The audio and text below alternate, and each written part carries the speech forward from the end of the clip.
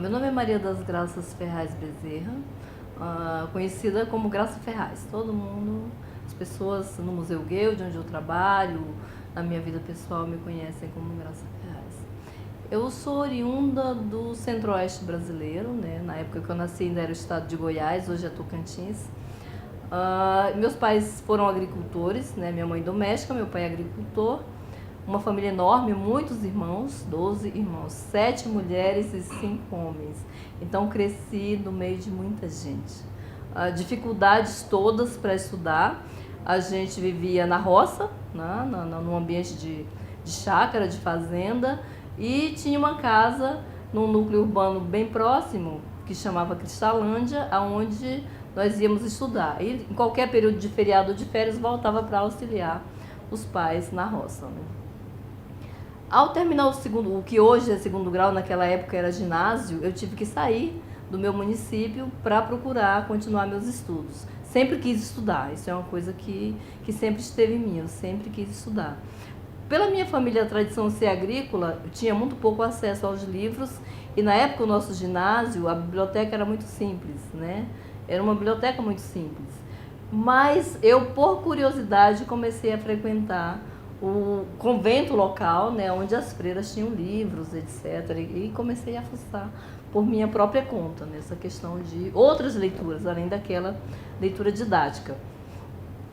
Assim fui avançando e quando já optamos por vir para Belém, onde fiz faculdade, cursei filosofia, que é um curso de difícil empregabilidade, pelo menos em Belém era de difícil empregabilidade, e a minha primeira ideia era ser professora, né? Ser professora de filosofia. Por que a filosofia? Porque me possibilitava o contato com os grandes pensadores da humanidade, né? Sempre fui curiosa, sempre não me contentei com a primeira resposta, né? Aquela primeira resposta não me satisfaz, eu sempre queria saber um pouco mais e descobri que nos livros as fontes da história antiga, da Grécia Antiga, dos pensadores orientais, estavam ali, né, e subsidiam o conhecimento até hoje. Cursei filosofia, fiz o mestrado em ciência política. Da filosofia, da graduação para o mestrado, há um gap enorme, porque constituir família, casei como mulher, criar filho, trabalhar, ajudar na questão do orçamento da família. E só quando meus filhos já estavam prestes a entrar na adolescência, retomei entrando no mestrado. Nessa época eu já trabalhava no Museu Paraense Emílio Guild na área de gestão, especializado em planejamento, né? Sempre minha carreira na área de gestão foi vinculada ao planejamento.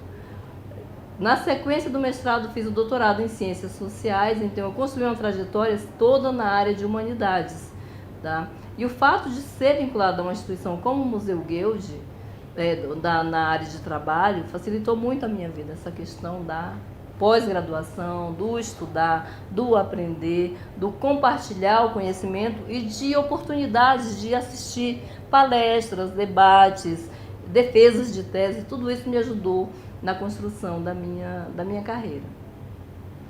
Construí minha vida científica dentro da Floresta Nacional de Cachoanã, trabalhando com as populações tradicionais.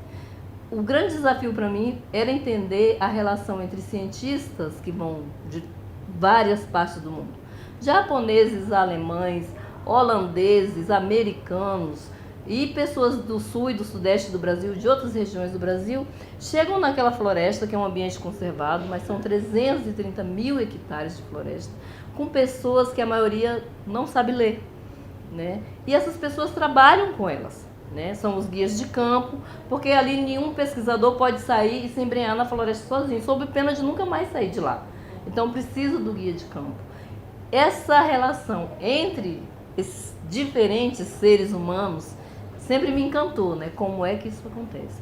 Até onde o pesquisador reconhece a importância do trabalho daquela pessoa que nem sabe ler para a sua pesquisa? Era a minha primeira pergunta. Até onde aquela pessoa que ali vive isolada não se sente até constrangida, né, com a presença dessas pessoas que falam outros idiomas, que aprenderam a se alimentar de outra forma, que tem outros que veem o seu dia a dia, a árvore, que para ele é uma coisa banal, é a paisagem, como um objeto de estudo, o fruto como um objeto de estudo, o animal que para ele é parte da alimentação, os animais que são usados na caça, ou que são peçonhentos, ou que são simples insetos da floresta, como um objeto de estudo, classificam, catalogam. E o que eu fui vendo? É que há uma curiosidade enorme das duas partes, né? As duas partes são muito curiosas. E essa convivência num ambiente isolado, a estação científica fica a 400 quilômetros de Belém. E do núcleo urbano mais próximo, ela fica a 1 hora de lancha, ou seja, é distante, você chega lá para trabalhar de fato. Então, esse convívio é muito benéfico para todo mundo, tanto para quem vai de fora quanto para o morador da fauna cachoanã. Fui vendo como é que se dá essa relação entre o saber científico e o saber tradicional.